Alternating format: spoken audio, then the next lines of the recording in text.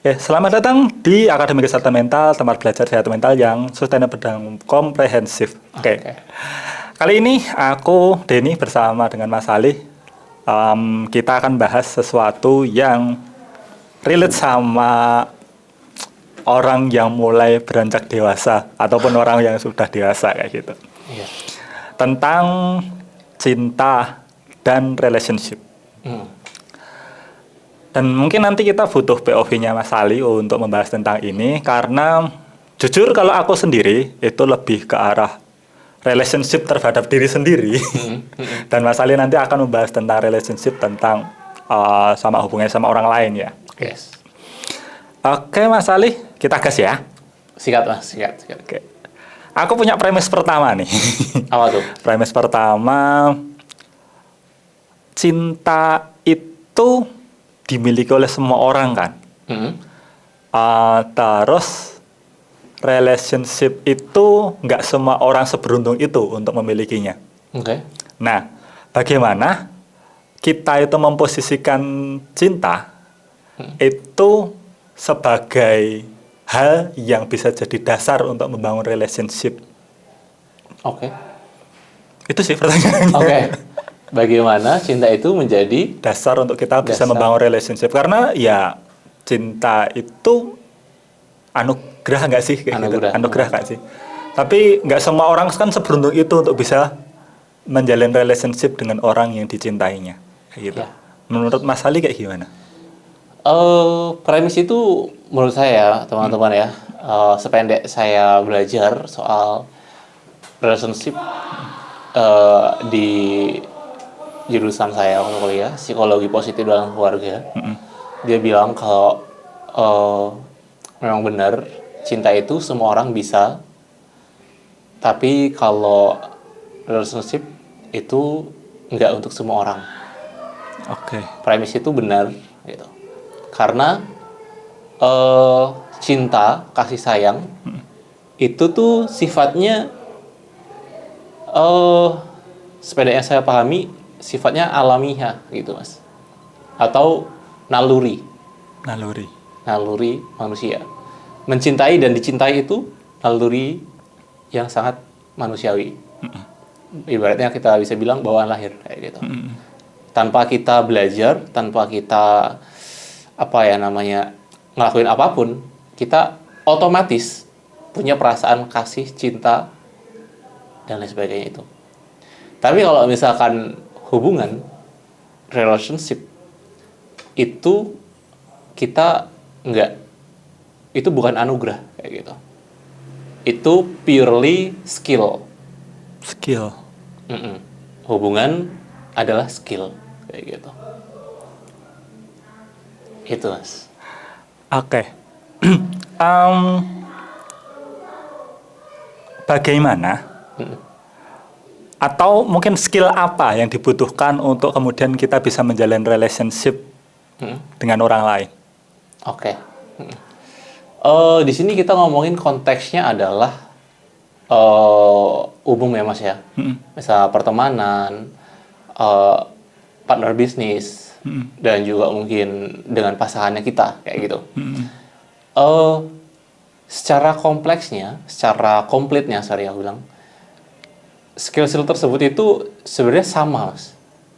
Cuman memang ada titik-titik di mana kalau misalkan di hubungan kita dan pasangan kita, dia mungkin lebih ke hal-hal yang berikut ini kayak gitu, yang lebih spesifik kayak gitu. Tapi secara general hubungan kita dengan orang lain itu tuh dibangun dengan beberapa skill umum ini. Yang pertama adalah skill komunikasi. Pasti. Yang kedua adalah emotional intelligence. Kayak gitu. Nah, dua skill itu kalau kita ngomongin adalah skalanya adalah umum, bukan kita dengan pasangan kita atau kita dengan partner gitu ya Mas. Itu untuk skala umum. Itu dua hal tersebut. Kayak gitu. Ya kan kalau misalkan di emotional intelligence itu ada di dalamnya ada self awareness, self regulation, empathy, social skill dan juga motivasi kayak gitu. Nah, sedangkan kalau misalkan komunikasi itu juga ada sendiri kayak gitu Mas. Jadi kalau secara umum skill yang harus dimiliki sama orang untuk ngejalin hubungan bisa lebih baik adalah 2 skill Dua tersebut. skill itu tadi Untuk ya. umum ya Mas ya. Kayak gitu. Kalau yang khusus Kalau yang khusus dengan pasangan, iya. Kalau yang khusus itu juga banyak Mas. Terutama pasangan ya. Mungkin kita ini mungkin jadi salah satu faktor kenapa perceraian sekarang itu banyak sekali, Mas. Kenapa? Karena orang belum tahu caranya nge-manage suatu hubungan. Kayak gitu. Ini juga menurut saya dapatin ini setelah saya kuliah psikologi positif dalam keluarga kemarin, S2 gitu kan ya. Saya berpikir bahwasanya oh ya kalau misalkan hubungan tuh yang penting komunikasi kayak gitu. Yang penting percaya. Ternyata itu aja nggak cukup, Mas. oh oke. Ternyata nge-manage suatu hubungan itu nggak sesimpel aku percaya sama kamu percaya sama aku, kita komunikasinya baik, selalu ngobrol gitu. Ternyata nggak sesimpel itu. Lebih kompleks ya. Lebih kompleks. Di dalamnya ada intervensi-intervensi, di dalamnya ada pemahaman satu sama lain.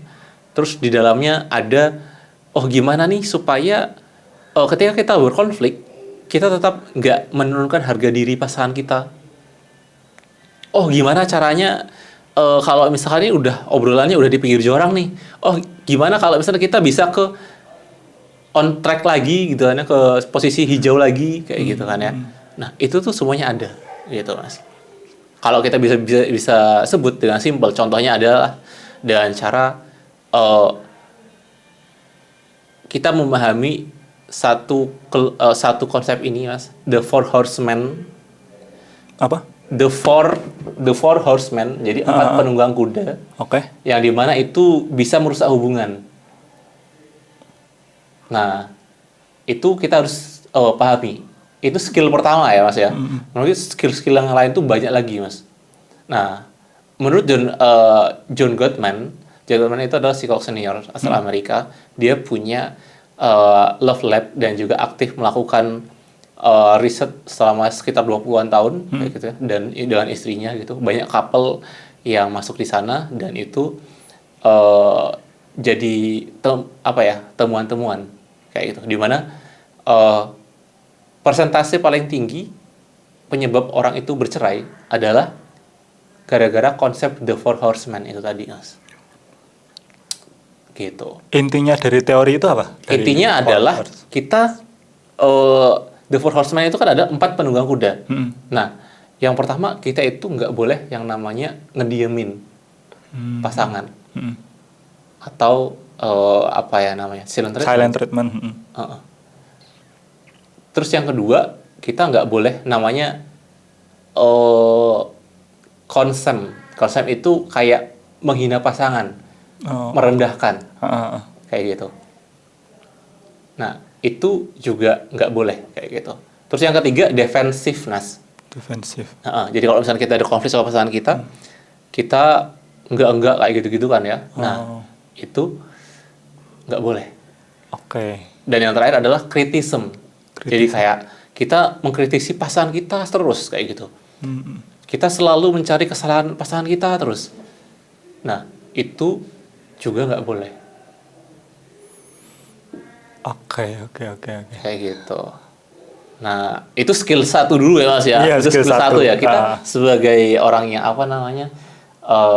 punya nalar yang bagus kayak gitu, kita juga wajib menggunakan atau mengenali apa-apa aja yang membuat suatu hubungan itu runtuh kayak gitu. Makanya kita harus nggak boleh nih ya kalau misalnya konflik sama pasangan, aku nggak boleh ngelakuin 4 hal ini.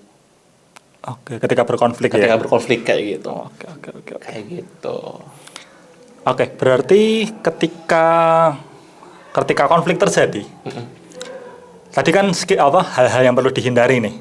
Nah, kalau hal-hal yang perlu dilakukan mungkin apa, Mas? Oke.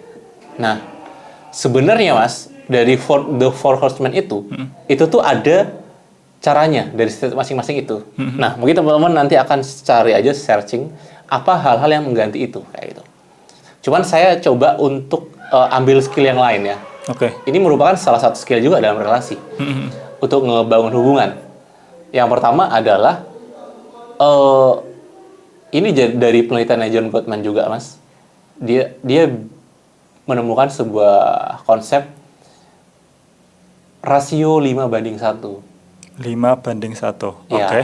Jadi setiap satu interaksi negatif harus ditimpa dengan 5 interaksi positif. Oh.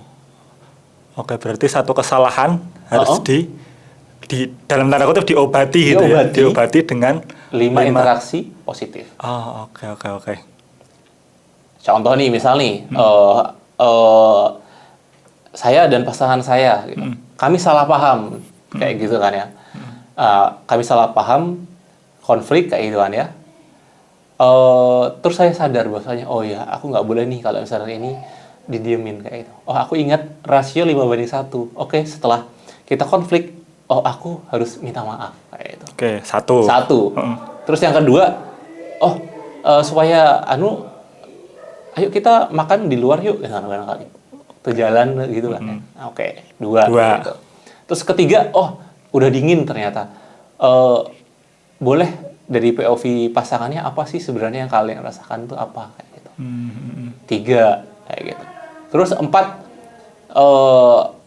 mungkin saling memuji satu sama lain kayak gitu kan. Nah, terus yang kelima mungkin kalimat-kalimat positif atau afirmasi dan sebagainya untuk kalian bisa lebih bagus kayak itu bahasanya. Oh ya, kita tuh punya tujuan sama kok dan sebagainya kayak gitu. Intinya 5 interaksi positif itu kayak gitu. Oke. Gitu. Itu satu skill ya. Itu satu skill 2 lah. Skill 2 ya. Ada skill 3, 4, 5. Ada, Mas. Ada banyak sekali sebenarnya skill dalam relasi itu. Oke. Berarti gitu. Untuk membangun sebuah relationship atau menjaga ya, selain membangun juga menjaga. Relationship itu butuh skill yang banyak ya, nggak cuma. Jadi kayak kalau dulu kan hubungan atas dasar cinta gitu, dirasa mungkin kayak dalam tanda kutip didewakan. Tapi seiring berjalan waktu semakin kesini, kayaknya kita semakin aware ya bahwa ya cinta aja nggak cukup gitu. Bener. Cinta aja nggak cukup bukan berarti hal yang lain secara material yang berlebih gitu kan ya, bukan. Tapi ada skill-skill yang mungkin lebih penting banget di sana. Oke. Gitu. Nah, terus ini Mas, aku mau menggeret ke samping nih. Boleh. Kadang-kadang ketika kita ngomongin cinta, terus kemudian kita merasa memiliki skill untuk menjaga hubungan itu kayaknya udah lumayan nih. Ya belum oke banget tapi lumayan nih. Tapi ada beberapa orang yang mungkin jatuhnya kayak malah terjebak di dalam hubungan toksik.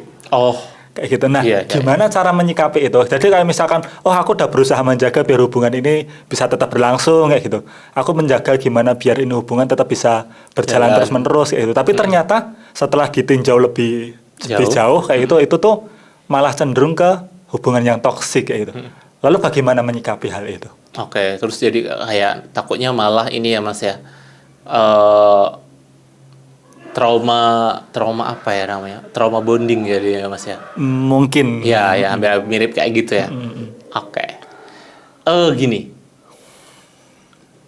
Kalau kita udah mengenali atau punya skill-skill tertentu kayak tadi misalkan emotional intelligence, terus cara komunikasi, terus cara menghindari the 4 horsemen itu tadi, terus kita punya cara rasio 5:1, itu tuh sangat akan ngebawa hubungan itu minim toxic relationship. Nah, beda kalau misalkan dia nggak menggunakan skill-skill itu possibility-nya adalah tinggi kayak gitu Mas. Nah, tapi kita udah pakai semua skill itu untuk manage hubungan, tapi ternyata nggak bisa gitu kan ya. Ya kita tetap nggak boleh terus-terusan di sana gitu. Makanya ada yang namanya boundaries. Batas-batas tertentu yang dimana ini bisa tumbuh bersama nggak ya individu ini kayak gitu. Kan hubungan kan untuk tumbuh bersama ya Mas ya pada akhirnya ya. Bukan untuk tumbuh sendiri atau kita pasangan kita nggak oke gitu kan nggak gitu. Nah, itu ada boundary itu kayak gitu, Mas. Boundary yang tegas di sana. Tegas ya. Soalnya kan mungkin ketika kita ngomongin skill tadi secara individual mungkin salah satu individunya memiliki dan mempraktekkan. Tapi kan ketika kita ngomongin hubungannya pasti berdua. Belum tentu kan yang satunya juga memiliki skill yang sama. Skill yang gitu sama, kan. bener. Itu berarti. Nah, contoh-contoh boundariesnya apa tuh, Mas? Kalau misalkan kita ngomongin, ini udah masuk ke arah yang toksik nih, harus dilakukan sesuatu. Iya. Itu contohnya seperti apa, Mas? Contohnya adalah kan kalau misalnya kita ngomongin toksik, itu kan kita mengarah kepada hal-hal yang merugikan diri kita, itu pasti ya, Mas ya. Entah itu secara materi, secara fisik dan lain sebagainya kayak gitu. Nah, setiap orang mungkin punya settingannya masing-masing soal boundaries kayak gitu. Cuman setting paling umumnya adalah ketika mungkin dia sudah nggak mendapatkan haknya sebagai individu, sebagai pasangan. Kayak gitu. Ternyata misalnya nih contoh kita ngomongin umumnya orang bahwasanya kalau laki-laki itu butuh diberi respect kayak gitu kan ya. Tapi ternyata dia nggak dapetin itu, ya mungkin boleh gitu untuk dipertimbangkan kembali. Begitu juga dengan perempuan. Perempuan haknya adalah diberikan kasih sayang, dilindungi dan sebagainya. Tapi ketika dia ternyata bukan dilindungi tapi di KDRT gitu kan ya, nah itu udah boleh untuk move dari sana kayak gitu. Jadi warning gitu ya. Menurut saya malah bukan warning, Mas, udah harus go away. Udah gitu. langsung go away.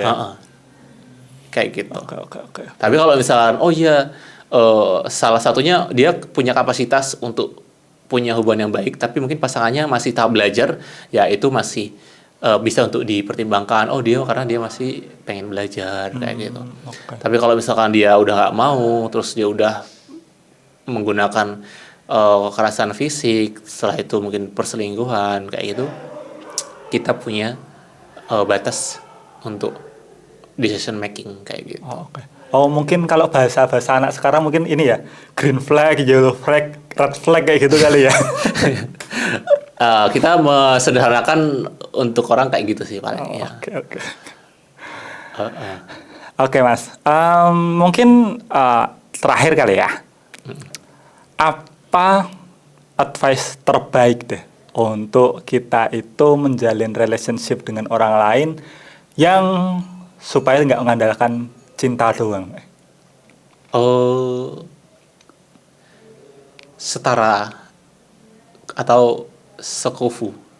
Setara atau sekufu. Iya. Itu advice terbaik sih menurutku, Mas. Kita nggak ngomongin soal setara secara background keluarga, kita nggak ngomongin soal setara secara pendidikan atau secara suku, agama dan sebagainya.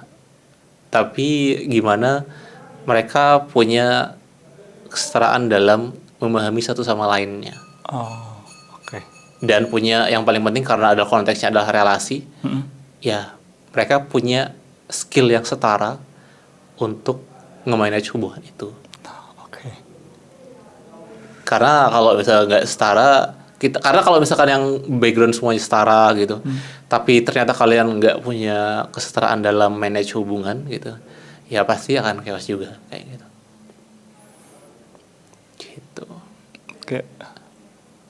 Itu mungkin agak aneh buat semua orang, tapi juga sebenarnya itu familiar, Mas, ngomong kesetaraan gitu kan ya. Cuman konteksnya adalah di bagian skillnya aja. Karena di luar sana saya yakin perempuan-perempuan pun mereka nggak mau mendapatkan pasangan yang setara dengan mereka. Karena konsep hipergami itu. Iya sih. Iya kan? Jadi perlu digarisbawahi setaranya bukan dalam hal materi ataupun dalam hal background ya, tapi bagaimana dalam memanage hubungan itu dan skillnya ya. Oke. Nice, insightful sih untuk. Jadi gitu dulu mungkin ya untuk kali ini. Thank you banget buat teman-teman yang sudah menyimak video ini sampai detik ini. Semoga teman-teman bisa mendapatkan insight tertentu dari video ini. Dan kalau misalkan teman-teman pengen bahas sesuatu yang pengen dibahas secara psikologis, boleh untuk komen di bawah aja ya. Thank you Mas Ali untuk video kali ini. See you teman-teman di episode selanjutnya. Oke.